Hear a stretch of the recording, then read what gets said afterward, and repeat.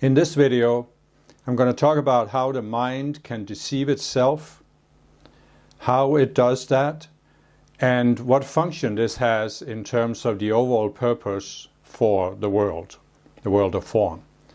And of course, I'm also going to talk about how we can engage in a journey, which I call the spiritual path, of overcoming these layers of self-deception that the mind has created, so that we can eventually come to a point where we actually see the world the way it is without any of these elements of self-deception. In doing this, I'll obviously build on the previous video where I talked about how the world was created. And if you haven't watched that, you'll have a much better foundation for understanding what I'm going to say here if you watch the previous video and understand the whole purpose of why the world was created.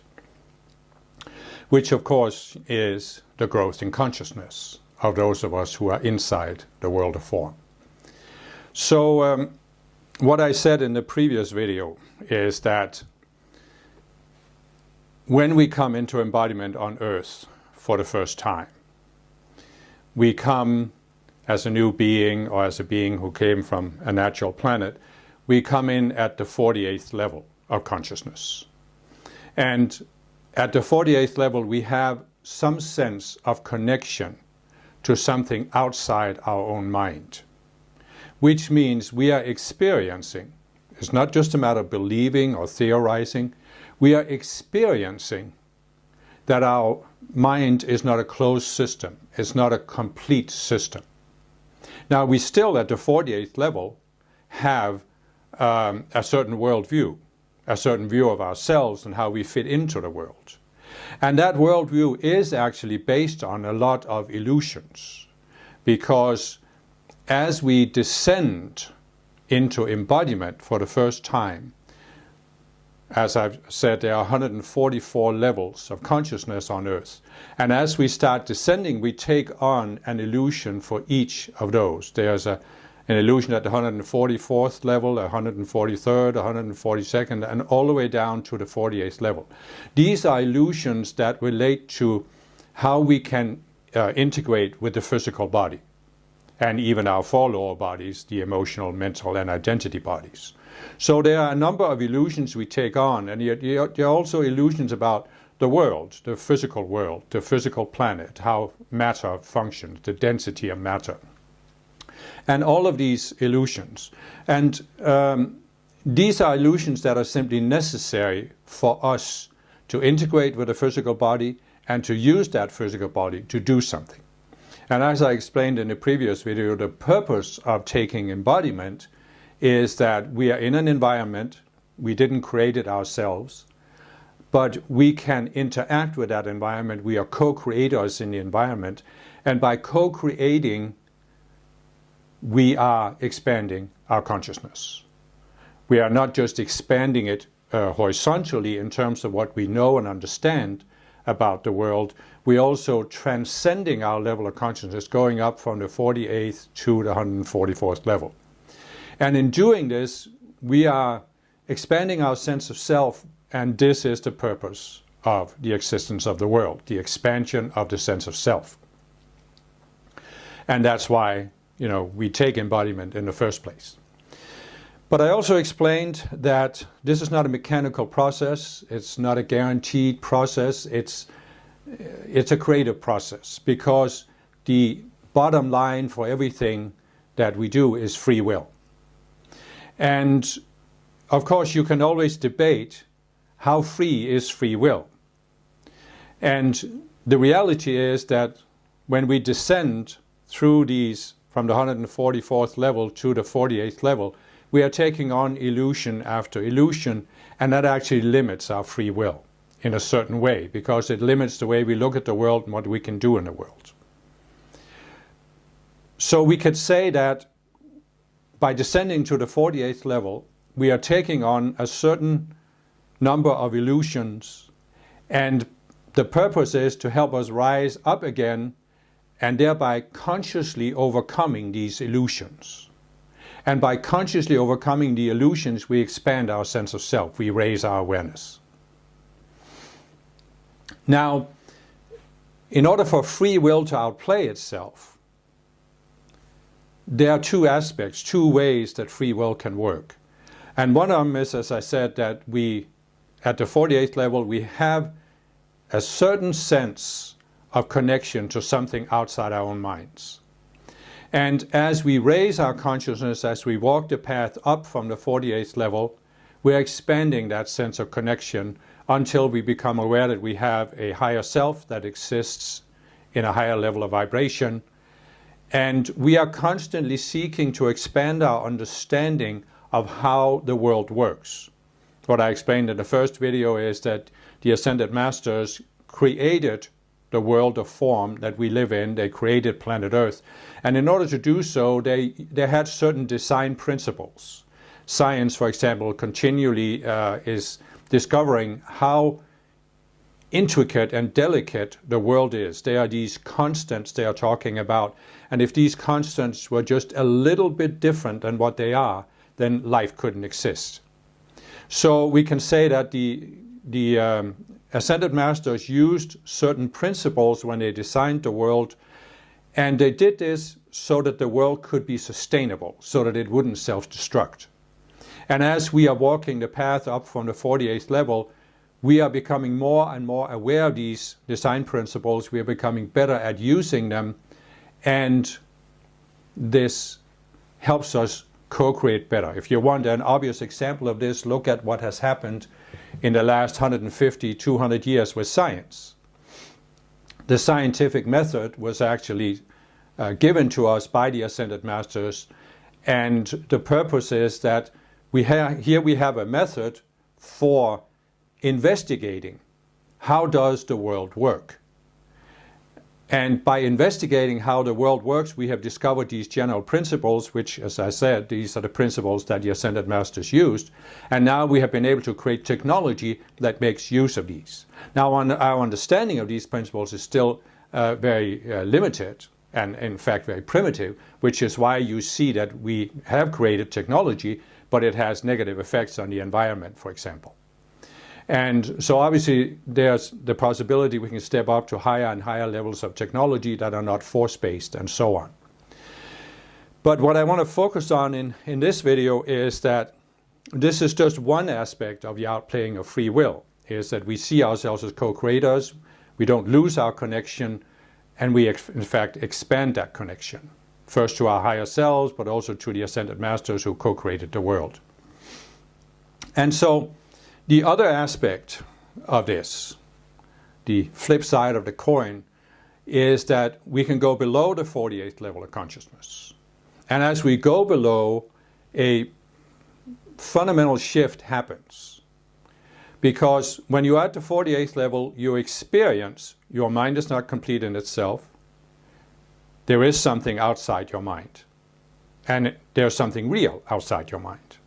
Which means that you have a frame of reference. You're still at the 48th level. You have a worldview. This is what you created when you descended to the 48th level, took on all these illusions. You created a certain worldview. But you don't believe it's complete, because you experience there is something outside your mind, and it's real. When you go to the 47th level of consciousness, you lose that sense of connection, which means you lose your frame of reference, that there's something outside your worldview. And therefore, you come to believe, without realizing this consciously, that your worldview is complete. And so the question now is, how do you deal with that situation? It's a fundamental shift. I have talked in some of my other videos about the story of Adam and Eve in Genesis. And I'll just go over it real quick because I think it illustrates a little bit what I'm talking about here. So the situation was, Adam and Eve lived in this Garden of Eden where they didn't have to work to sustain their bodies. Everything was just given to them. And they had been told that there were all these trees and all these fruits in the garden, and they were allowed to eat of all of them except one. And that one was the fruit of the knowledge of good and evil. And they had been told that if they ate of that fruit, forbidden fruit, they would surely die. And so here comes the serpent and tempts them and says, oh, you can eat at it, and if you do, you won't die. You will become as a god, knowing good and evil. And so they eat the fruit, and lo and behold, they don't die, but they are cast out of paradise. Now, again, as I've said before, I don't believe at all that the Bible should be taken literally. So I'm looking at this for the symbolic value. And the fruit of the knowledge of good and evil is, as I've said before, actually a symbol for the state of consciousness you go in when you go below the 48th level. And what is that state of consciousness? Well, it's actually a consciousness where you become as a God who is defining good and evil. Now, what did I say when you're at the 48th level of consciousness? You have a sense of connection to something outside your mind. You are experiencing that your mind is not a closed system, that your worldview is not complete.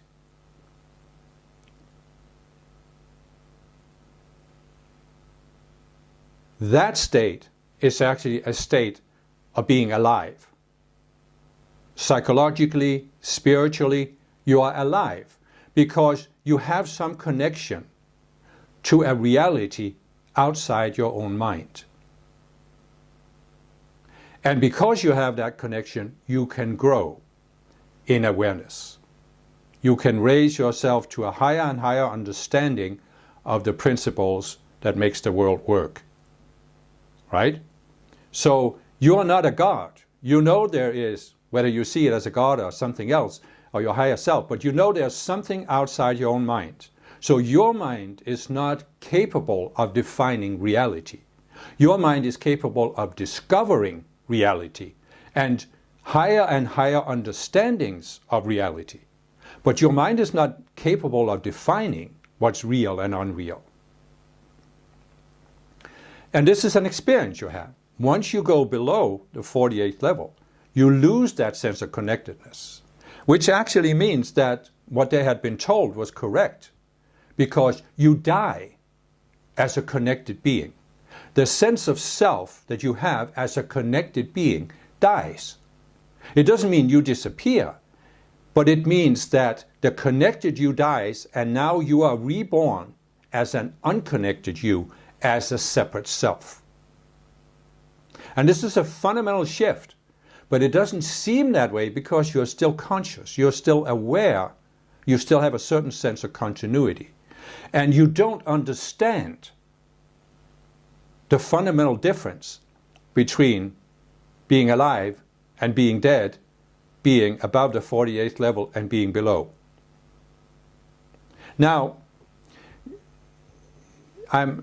I'm always concerned about using a biblical example because the biblical examples have been clothed in this ominous, the angry God in the sky, the judgment and this and that kind of imagery.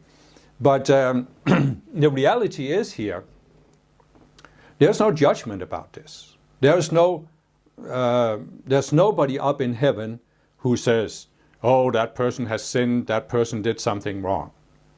What the Ascended Masters, the way they look at this is simply, that person chose to go into separation in order to experience that aspect of free will.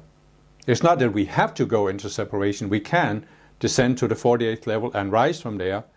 But some people will choose, it's just, a fact. Some people will say, okay, but I see it as that other option, that I go into this state of consciousness. I want to try that. I want to see what that's like. And there's nothing wrong with it. Okay? There's nothing wrong with people going into this state of separation. It's not that God or the Ascended Masters has any judgments about this. The Ascended Masters are always ready to help us get out of separation if we're willing to. But the problem is, they have a problem communicating with us at that level because we can't hear them. Because, why? because we don't acknowledge that there's anything beyond our own minds. So how can they communicate with us when they respect our free will? So what I'm saying is this. There's nothing wrong with going into the state of mind, but there are certain mechanics involved with going into this state of mind. And those mechanics make it very difficult to get out of that state of mind again.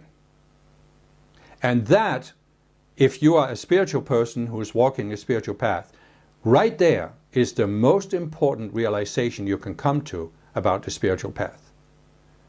You have to realize that you're living on a very dense planet. In my previous video I talked about unnatural, said the Earth is an unnatural planet because of all the things that people do to each other. And this means that there's a very, very strong deception, or there's a veil of ignorance, veil of illusion on this planet. So once you go into this state of separation on a dense planet like Earth, it's very difficult to get out of it. Why? Because everything you experience from separation seemingly validates that you are a separate being, and that you are a God, and that your mind can define reality. You understand what I just said? When you are connected, you don't believe, you cannot entertain the illusion that you are like a God who can define what's real and unreal. Because you are experiencing there's something outside your mind and it's real. And you don't have a very clear connection to it, but you know there's something, and therefore you have a frame of reference. You can realize that the worldview that you have is not complete. It's not the absolute worldview. It's not infallible. It's not some ultimate truth.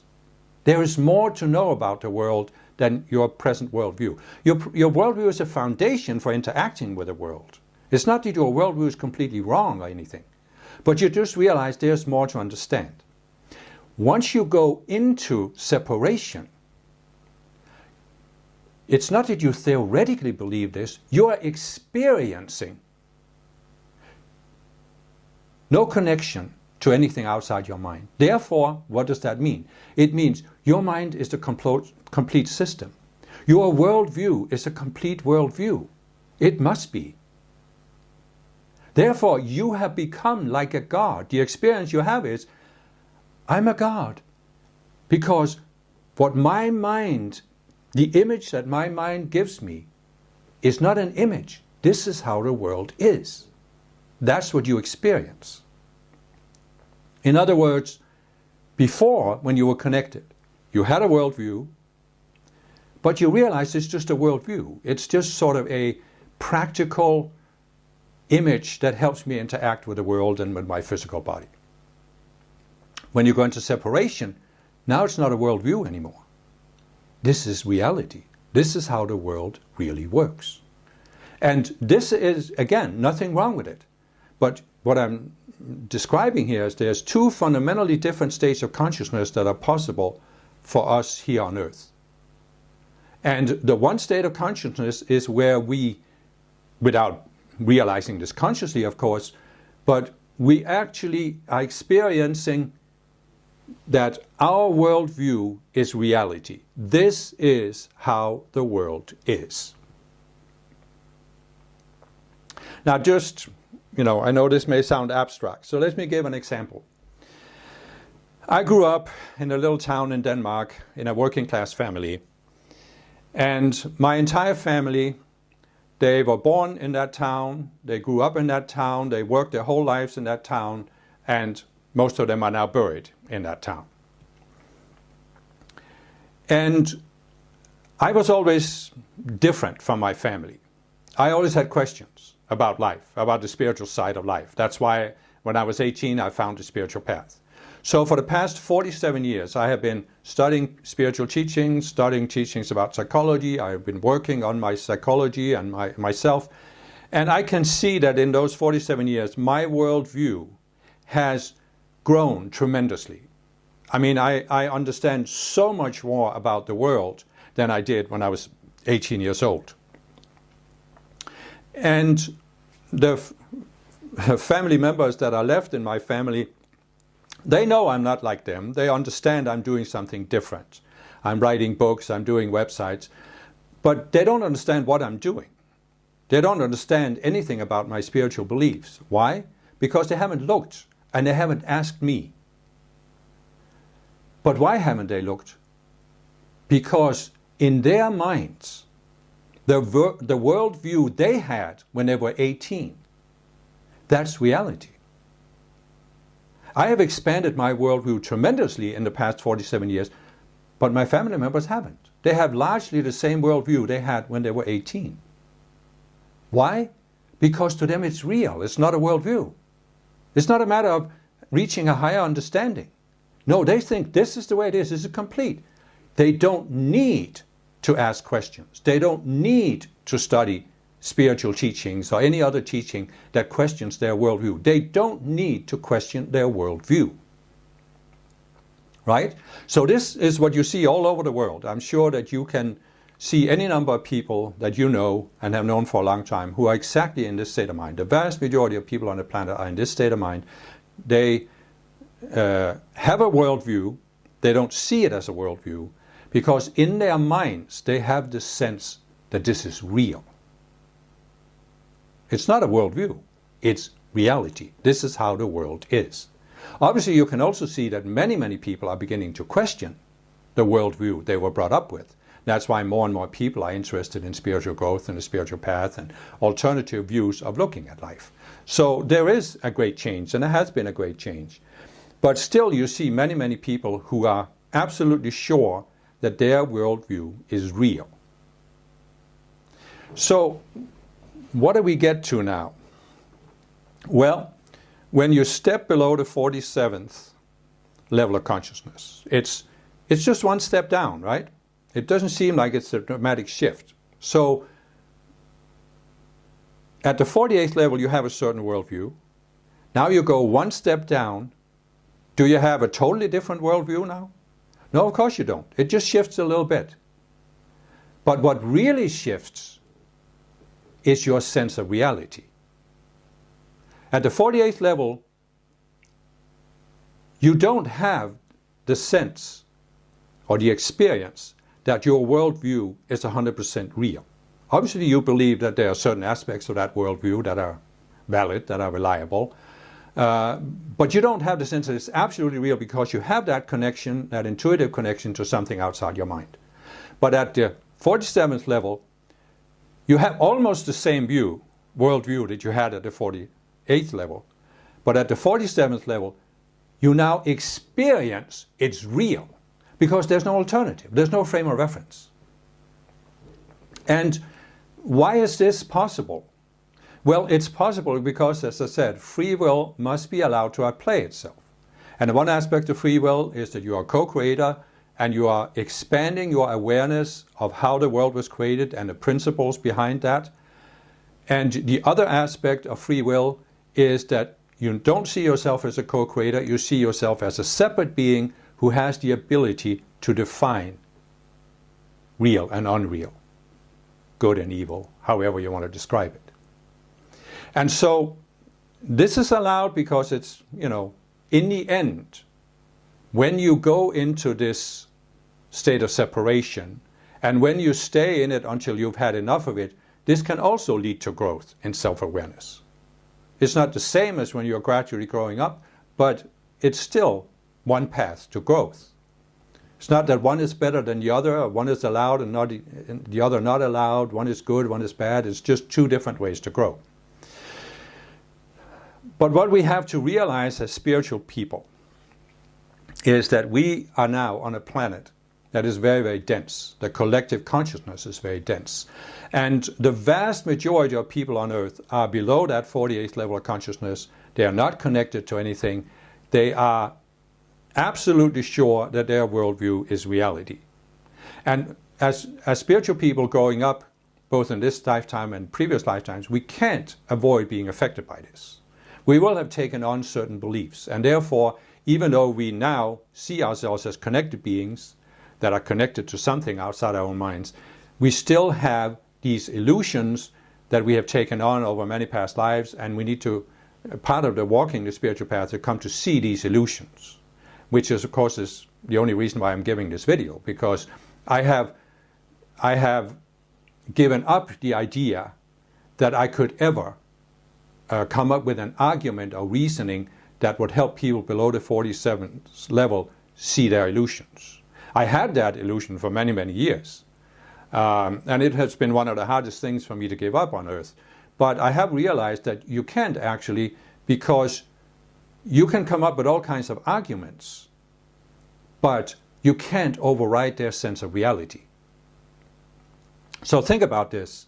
You probably have people that you can't talk to about certain topics, whether it's spiritual topics or political topics or anything else. You probably have people you can't talk to about it. You probably have people you have tried to talk to, and you tried to reason with them, and you tried to come up with arguments, but in the end, you can't convince them. And why is that?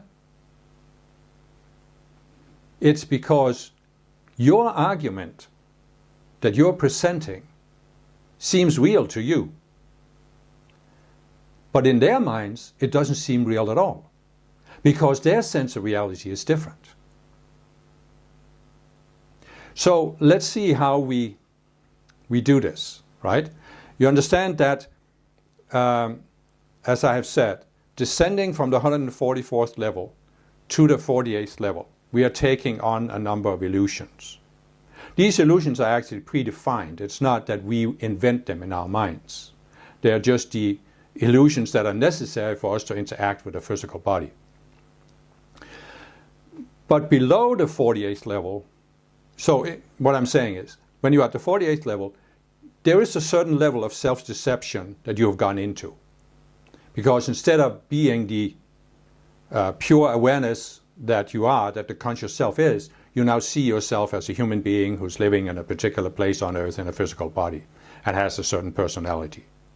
So you are, in a sense, you could say that when we descend to the 48th level, it's like going into a theater where you have chosen, I'm going to play a certain role in the theater. So you put on the costume, the makeup, the hair, and you learn the lines and you prepare to play that role. So these are things you are taking on. But when you go below the 48th level, these are things that are created. These are deceptions that are created, and they are created out of what I have called the duality consciousness. And this is the fruit of the knowledge of good and evil, where it's not a matter of knowing something, it's a matter of defining. You are defining what's good and evil, what's real and unreal. And how do you do this?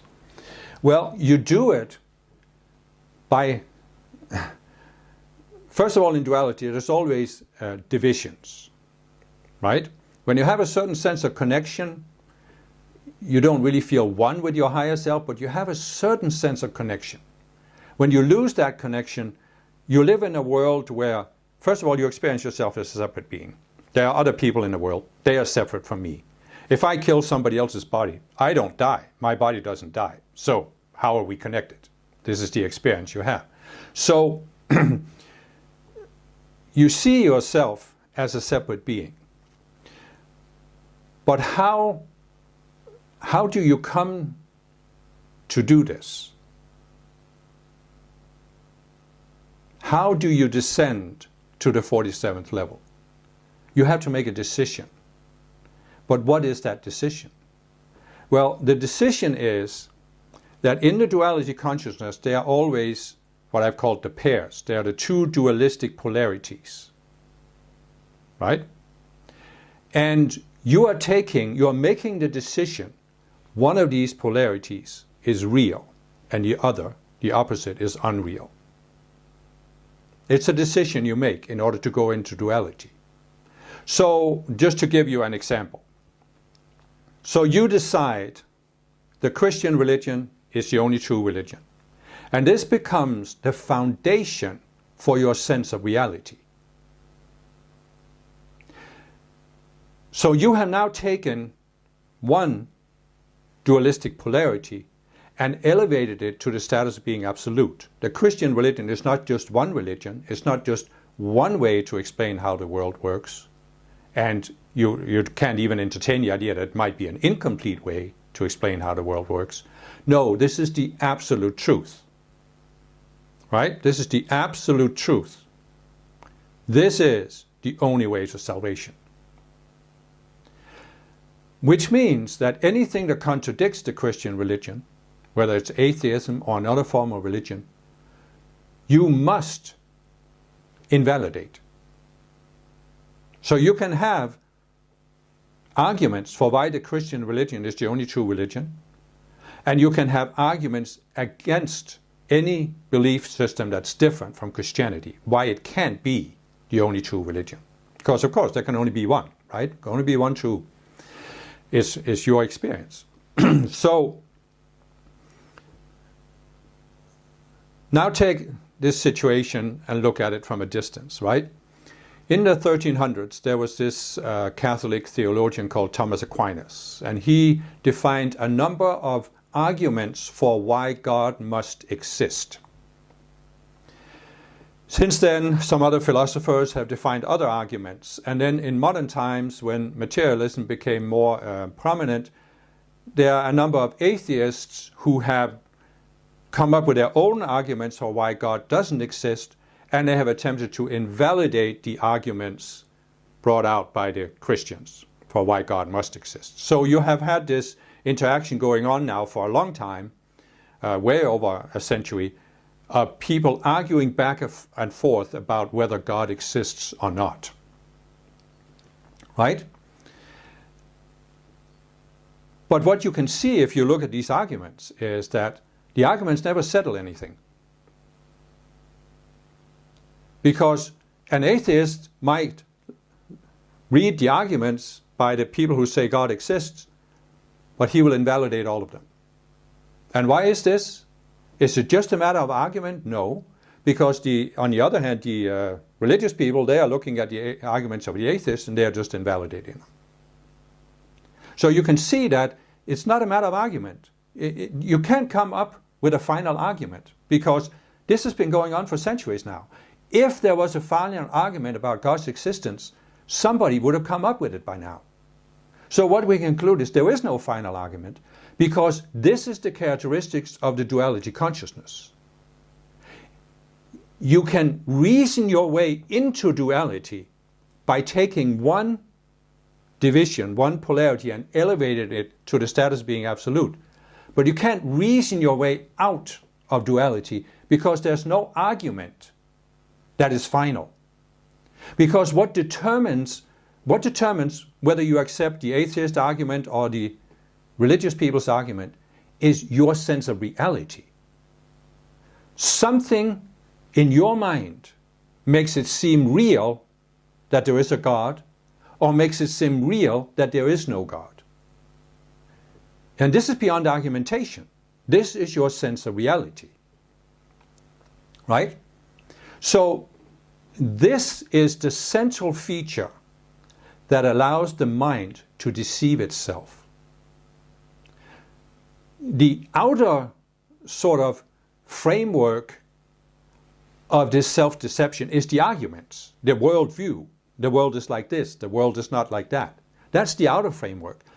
But the really decisive factor is that sense of reality. Right? And when you go into separation, your sense of reality is created inside your own mind. When you are connected, you are experiencing intuitively, no, there is something more than this outer mind and my worldview, and it's real. So your sense of reality is not that your mind is a complete system and your worldview is reality. There's something more to reality than what is in my mind. When you go into separation, you're not experiencing that connection, so therefore you automatically come to believe and unavoidably come to not only believe but experience my worldview is real. It must be real.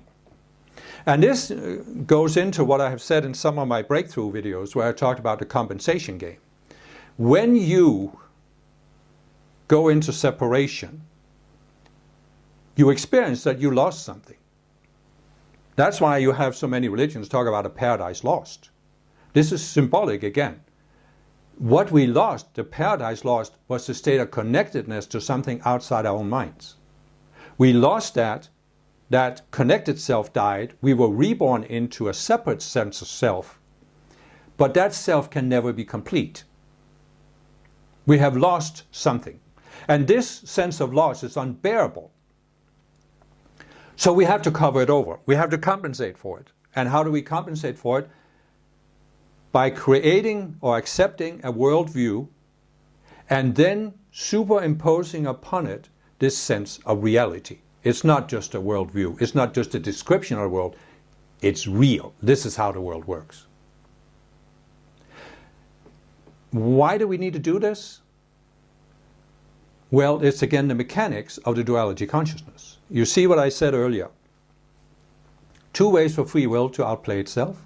And one of them is that we go in and instead of discovering how the world works, we are defining how we want the world to work. We are defining how we think the world works.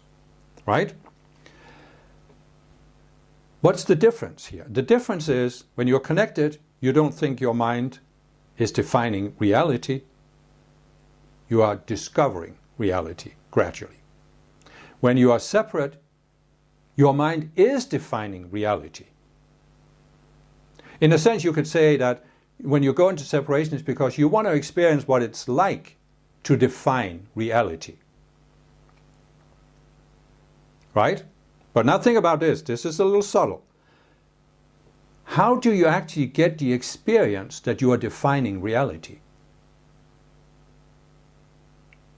If you know consciously that your view of the world is just a view that you have defined in your own mind, you can't really believe it's real, can you?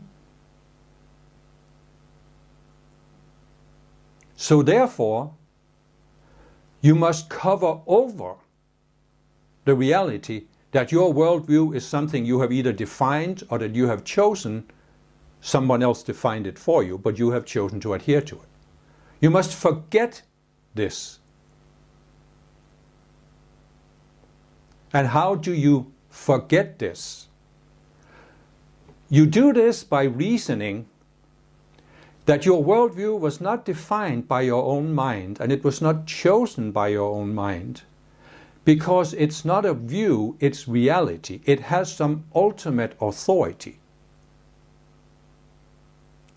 And traditionally, people have done this in various ways. You can see that the Christians are saying, our worldview is not a worldview because our worldview is based on the Bible, and the Bible is the little word of God. This is God who has given us the absolute truth about how the world works.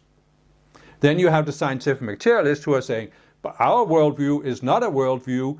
It is based on the discoveries of science of the invariable laws of nature. Therefore, this is not a worldview. This is reality. This is how the world really works.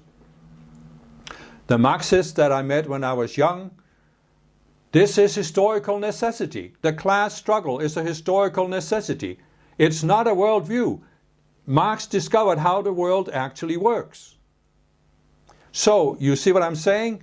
You are defining a worldview in your own mind. But if you are aware that it's just your mind defining it, you don't really experience the reality of it. Right? So therefore you have to project that it's not your mind that has defined your worldview. It has an absolute reality. It's not a view, it's reality. Otherwise you can't really experience that you're like a God defining what's real and unreal. This is just the mechanics of how the duality consciousness works. So you see what I'm saying here. It's not a matter of the outer world view. This is what people, you can see it out there. You can see it in the people the atheists versus the religious people. They're debating all these arguments for why God exists or why God doesn't exist. Or you can see people who are debating, do we have free will or don't we have free will? They are always debating at the level of the arguments, because they think there must be an argument I can come up with that will convince the other person. But it's not a matter of the argument. You can never come up with an argument in duality that will invalidate people's sense of what's real. Because the sense of what's real is above and beyond the arguments. It's not that the argument for God's existence are better than those against. They're all just arguments. It's just that some people, they have chosen, their sense of reality says that the arguments for God's existence are better. It's not that there's any objective reality there.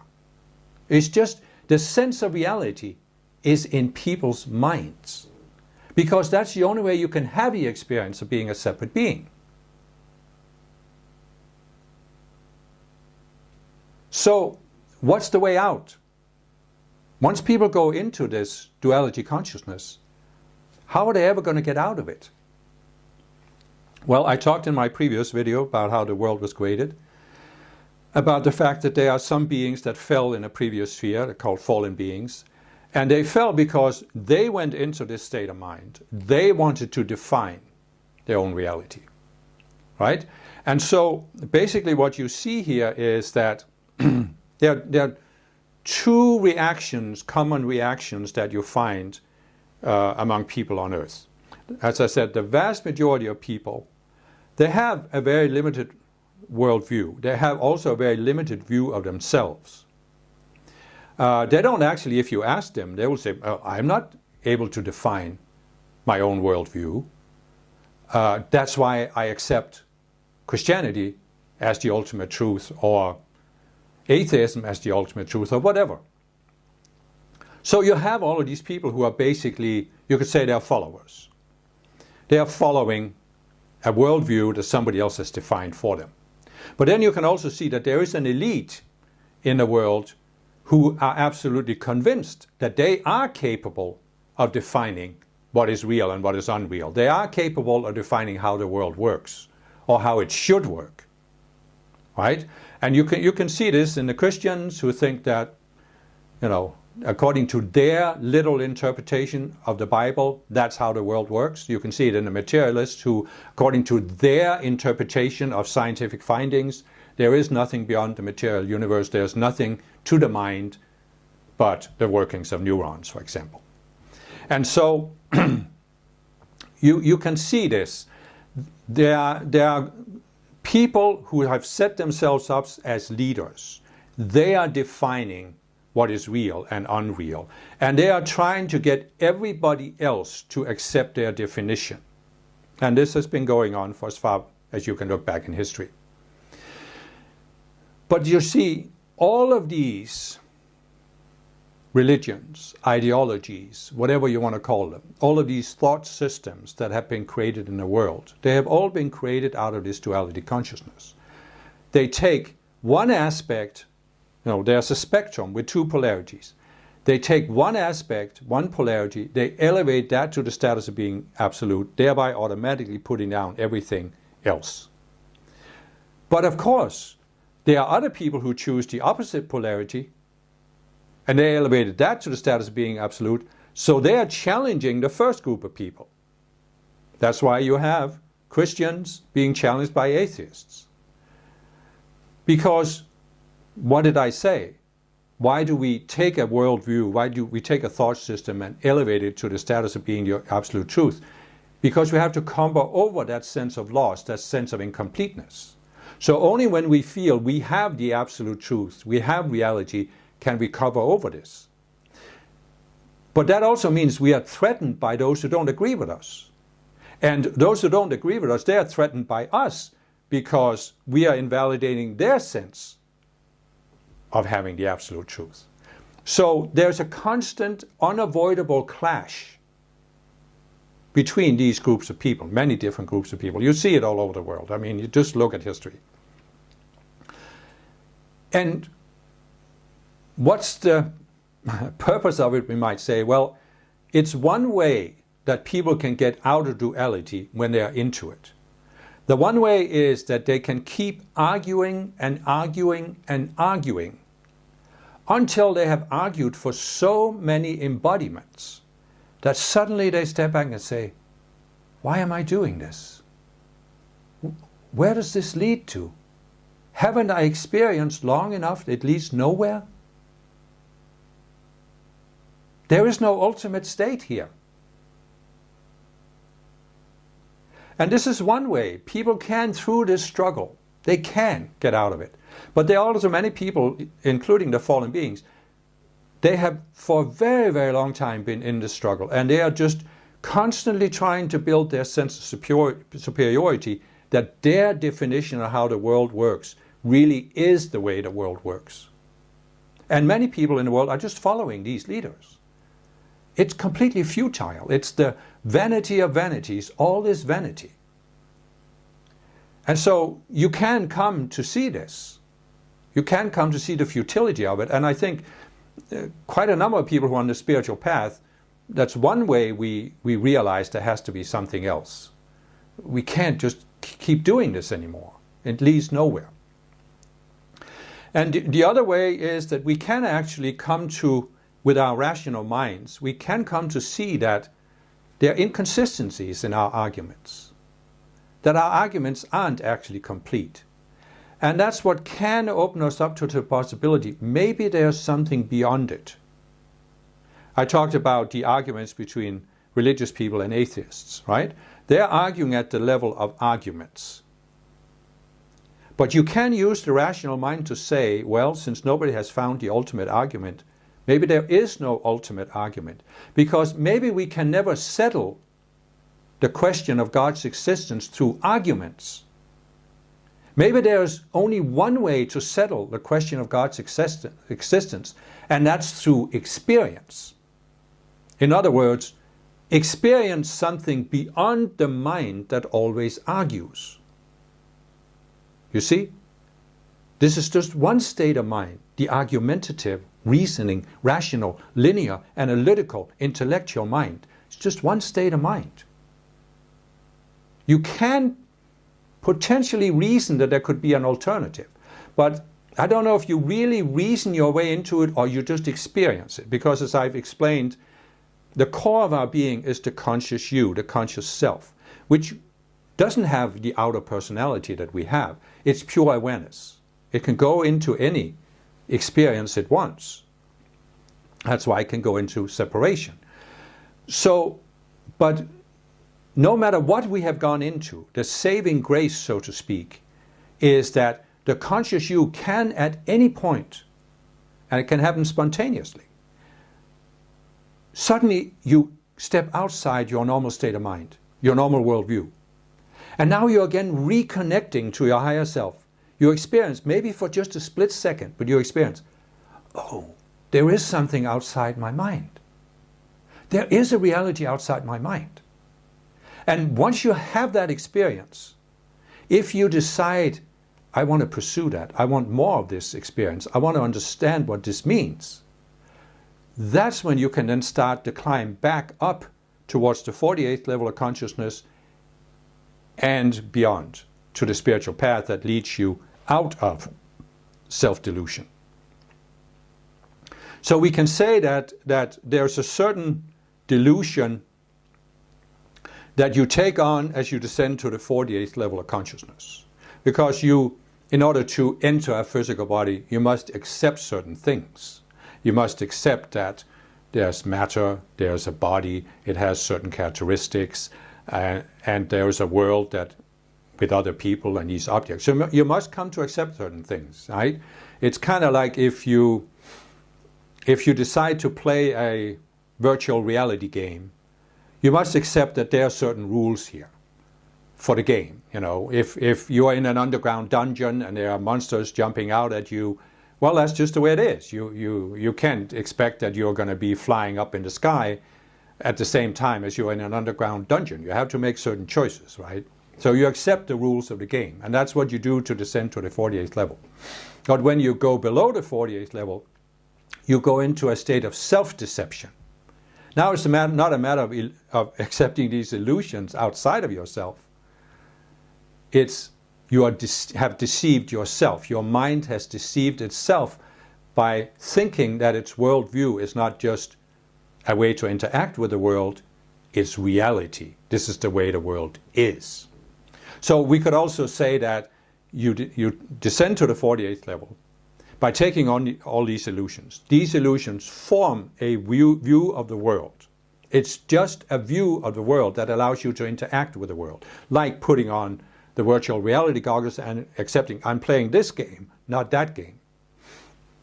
And so this is just one, you're taking on this, you're taking on this worldview, but you don't think this is the way the world really is. It's just a game you're playing. When you go below the 48th level, now it's no longer a game you're playing. It's reality. You have forgotten that you put on virtual reality goggles. You think the world is the way you see it through the goggles. And this is the only way the world can work. Unfortunately, you're not alone in this virtual reality environment. There are other people, and they're wearing other kinds of goggles, and they're insisting, they have the gall to insist that the way they see the world through their goggles is reality, and yours is an illusion. How can they even think of doing something like this? You have to argue against them. You have to even eradicate them so there's only one true religion left in the world, right? And that is why you see human conflict. So basically what happens is there comes a point where you have started to question the reality of the experience you are having in separation. All of the arguments, all of the worldviews that are created out of this dualistic consciousness with the two opposite polarities, all of this you were brought up with. There's something you're beginning to question. And in the beginning you might think you are questioning your religion, for example. Many spiritual people I met, they grew up in a Christian culture, and at some point they started seeing there were just too many contradictions, too many things that didn't make sense. So they were questioning, they saw themselves as questioning the Christian worldview, and then they became open to finding a spiritual teaching. And I'm not saying that this isn't what's happening at the conscious level, but what you are actually doing, you are questioning the reality of the Christian worldview. Right? And so what can happen is somebody questions the reality of the Christian worldview. Now they find a spiritual teaching, but now they are projecting this spiritual teaching is reality. This is now the way the world works. The Christians had it wrong, but this spiritual guru, he has the ultimate teaching. And this actually slows down your growth. Because again, we are on an unnatural planet that's very dense. No absolute truth could be given here. Not even the ascended masters who are outside of duality, who are outside the world of form. They can't give us an ultimate spiritual teaching. And they're not trying to. Because their goal is simple. Their goal is to help us start the path, walk the path of raising our consciousness towards the 144th level, where we can let go of the final illusion and ascend. They're not trying to give us an absolute truth here. They're trying to give us a tool that helps us continually raise our consciousness. So if we take a spiritual teaching, wherever it comes from, even if it comes from the ascended masters, and we project this is now the absolute truth, we are just going into another blind alley compared to the Christian blind alley or the atheist blind alley or any of the others. Right? So what happens is that if you are really walking the spiritual path, if you are sincerely studying a spiritual teaching, a valid spiritual teaching, if you're practicing spiritual practices, whatever they are, you are gradually doing what I've described in some of my breakthrough videos, where I say we have these subconscious selves. In order to descend to a certain level of consciousness, we create these subconscious selves, and we qualify energy through them. And the energy accumulates in emotional minds, for example, and it pulls on our conscious minds. So it pulls us into thinking that we are these selves and the personality that they define. But as we are walking the spiritual path, we are beginning to question this a little bit. And we are diminishing by our spiritual practice, we are transforming some of that energy, so there's less of a pull on the conscious mind. And therefore we start having these glimpses where the conscious you steps outside of our normal outer personality and mind. And we experience, call it a mystical or intuitive experience, what you're really experiencing is there's a reality outside your mind. And when you have more of these experiences, you become more conscious of them. Then you can very gradually begin to question the reality of your worldview, even your spiritual worldview. Is this real? Is the world real?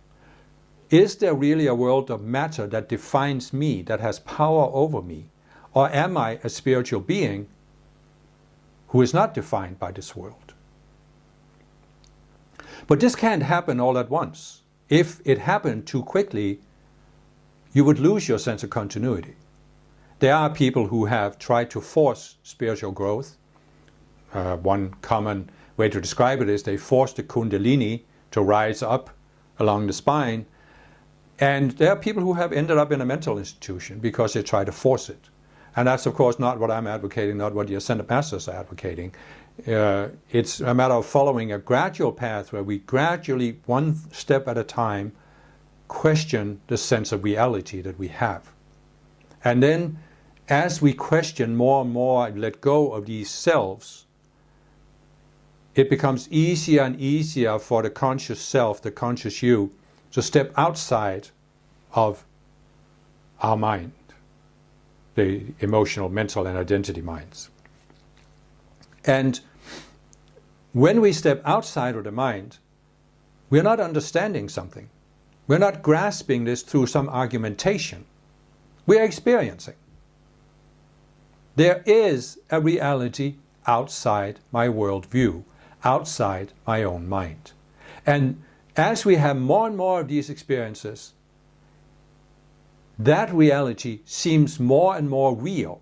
And there comes a tipping point, maybe not one dramatic point, but there certainly comes a phase where we start realizing, I am not this outer personality that I thought I was. The first level for spiritual people is probably, I am not the physical body. So you could say, if you look at the progression, I am not this physical body, I am more than the physical body.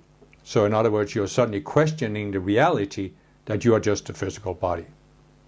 Then usually the next step that comes is, I am a spiritual being who has just entered this body. And I have entered other bodies in the past. In other words, it becomes obvious to you that you have lived before in previous lifetimes. That's why you have the complicated psychology you have. And then after that you start saying, but what about the outer personality? What about how I see myself? Is that who I am? And as the conscious you has more and more of these experiences of experiencing, in the beginning, a connection to your higher self, but gradually more and more union with your higher self, it becomes obvious to you. It's not something, you understand what I'm saying? It's not a matter of argument. It's not that you suddenly come to accept some kind of argument. It's just that you shift your sense of reality. I am not this outer personality. I'm not my opinions. You can see people, and you probably know some of them, because just what the last couple of years with the corona pandemic and the whole vaccine debacle and the election in the United States and Trump and this Trump and not Trump and this and that, you probably know people who have very, very strong opinions about these matters, or other matters for that matter. And that's because they are identified with their opinions. But there comes a point where you realize there is no opinion, no viewpoint on earth that defines me. I am more than all of this. This is not who I am. Now again, there's nothing wrong with being identified with your opinions and your outer personality. Because what have I said? The earth is like a reality simulator designed to give us certain experiences. And one way to have an experience is to identify yourself as a specific person with a specific personality who has specific opinions. And you are now living your life based on these opinions, and you are trying to convince everybody else that your opinion is right. It's again this. You could say, what is it we go into when we go into duality? We go into this sense that my opinion, my worldview is right. And those who don't accept it are wrong, and I need to convince them that they are wrong. So we are actually going into a state of mind where we want to be opposed by other people, because the only way to really make it seem like your viewpoint is the only right one is to have a contrast to those that are wrong. So you want other people to oppose you, actually.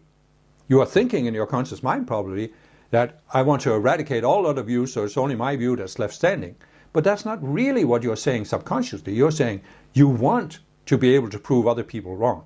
And you can always prove other people wrong because it's not a matter of the arguments, as I said, it's just a matter of your sense of reality. And again, you want to continue to play this game? You want to continue for the rest of this lifetime? You want to continue in future lifetimes? I have no problem with that. I'm not here trying to tell you that this is wrong for you to do this. If this is the experience you want to have, no problem at all. Go ahead and have it. If you want the experience that you think I'm wrong and what I'm presenting is wrong and you're going to argue against it, go ahead, no problem. Just don't expect me to argue back, because I don't want that experience anymore. I don't need to prove other people wrong. I don't need to prove myself right. I don't need to prove that what I'm saying here is the only truth and the highest possible truth. These ideas that help me gain greater personal freedom. And if you desire greater personal freedom, I think they can help you as well. But it's really up to you to decide what helps you, because there isn't just one path that we are following back to the 144th level of consciousness, because we have each created our own path, our own personal versions of these illusions. It's like I've said before, there's a labyrinth, there's a maze. And you walk in and you turn this way and you turn that way, and for each turn you are accepting a certain illusion. And we all have taken our own individual path into this maze. And therefore we have to find our own individual path out by gradually unraveling these illusions and the sense of reality. I mean, how do you overcome an illusion? When you believe in the illusion, it's because you have a sense in your mind that it's not an illusion. No, it's reality. So you have the sense of reality. And you can come up with various arguments for or against this viewpoint. But you don't overcome the illusion until you suddenly shift. Oh, it's not real. I see it's not real. And as I've said, the illusions are held by these subconscious selves. And when you go inside the subconscious self, when the conscious you goes inside the subconscious self, it's like putting on the colored glasses. You are experiencing the world through that filter, and therefore it seems real. You are seeing the sky is green because you are not aware that you are wearing yellow glasses. So the process of spiritual growth is not a matter of argument or understanding. It's a matter of coming to the point where the conscious you steps outside of a particular subconscious self, a particular illusion, sees, oh, it's not real. Then you have shifted. When you see that there's a greater sense of reality than you had when you were inside the illusion, inside the self, then you have shifted out of it. Then you have taken a step up on the spiritual path. And that is what the path is all about.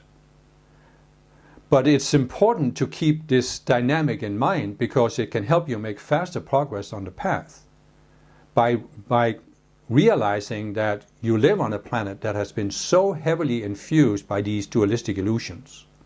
And there are fallen beings who have tried to set themselves up as leaders and get everybody to believe in their illusion. And as spiritual people, we have to be willing to look at some of these illusions and start unraveling them one at a time. Not all at once. It can't be done. It shouldn't be done. It shouldn't be attempted. But one at a time, we unravel these illusions. And that is, of course, what a true valid spiritual teachings is about. And the Ascended Masters have given many, many teachings through me, through other people, that can help you. So it's a matter of finding a teaching that appeals to you, that resonates with you, and that helps you question the reality of some of the things that you right now think or experience as real. It's not a matter really of thinking what's real, it's a matter of your experience of what's real. And when your experience of what's real shifts so that you are more free, then you have taken a step up on the spiritual path. And when you continue to do that, you will come to a point where you can now see, I'm not this outer personality.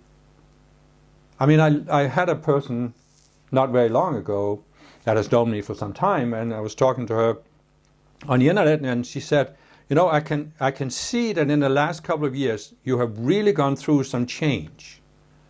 And I need to ask you, who are you? And I was kind of taken aback by the question.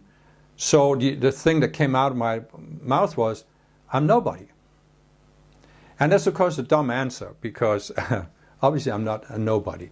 But what I meant to communicate was that I've lost my sense of identification with the outer mind and the outer personalities and my outer opinions. And they just don't seem real to me. This doesn't mean that I can't function in the world, right? That I can't talk to people or I can't live a normal life. I can. But I realize that my outer personality, my physical body, they are just vehicles I'm using for interacting with the world. They are not who I am. I'm not identified with it. You know, and when you come to that point, that's just a great sense of freedom, and it's a great sense of inner peace, because, you know, what's there to be upset about? What is there to be upset about on earth? Yeah, there are many things you can say. This is a problem, that's a problem, this shouldn't be here, that shouldn't be here. But when it comes down to it, it's just the outplaying of free will on this very dense, unnatural planet. And why should we expect that it should be better? You know, and this is something I will talk more about, because I talked about in the previous video how there are these, there was a shift in Earth where the fallen beings were allowed to embody here, and there were people who came from natural planets where there's no warfare and torture and all these things. And they came to help hold the balance for Earth. And many, many spiritual people are avatars who came here, volunteered to come here. We didn't have to come here. We volunteered to come here to help the Earth. And this was a very important teaching for me. And I can see that when I found my first spiritual movement when I was 18, I responded to this, that meditation could help change the world. When I found my second spiritual movement, giving decrees to the Ascended Masters, that could help change the world.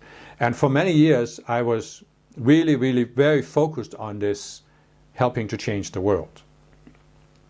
And it's not that I think this was invalid, but what I've come to realize is that this put me in a constant state of tension, a constant state of stress. It took away my peace of mind, because there was always another problem that needed to be solved. And if you look at the world, this is likely to go on for some time, that there's going to be more and more problems, or there's going to be problems to solve. So what I was essentially saying is, I can't be at peace on Earth. I cannot have peace of mind on Earth, because there's that problem to solve, and there's this problem, and now Russia did this, and now that did that. And so you're constantly in this state of stress. And there came a point where I just realized, maybe there's a different way to be an embodiment on a planet like Earth. Maybe you don't have to be in a state of stress. Maybe you can actually be at peace by being here. And that I only came when I really started realizing free will, that whatever is going on Earth is the outplaying of free will. And as an avatar who came here, it's very easy to go into this mindset, and I did it myself, that I'm here to change something. I'm here to make things better. But the question is, how do I make things better? I can't force other people's free will. So the only option I have is really to show people, demonstrate there's an alternative to the dualistic state of mind that leads to conflict. And when I accept this, I can say, well, I am focused on raising my own level of consciousness, overcoming my own subconscious selves, my attachments, including my attachment to doing anything on earth. And by doing this, by raising my consciousness, I am pulling up on the whole, because I'm in embodiment, I'm part of the collective consciousness. The more I raise my own state of mind, the more I pull up on the collective. So this is one way I can actually help improve things on earth. The other way is by expressing myself, expressing that I have changed. I have gone through a process of change, and you can too. What one has done, all can do. And I see many people on YouTube and elsewhere in blogs and whatever, they're doing the same thing.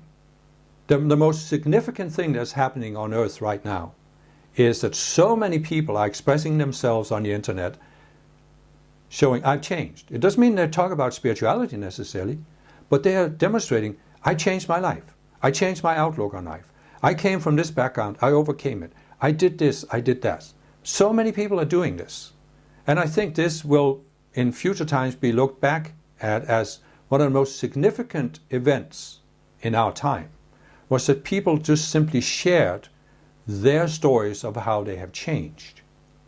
And this is essentially what I'm doing. This is all I can be doing, because, as I said, there is no argument I can give you for why the spiritual path is real.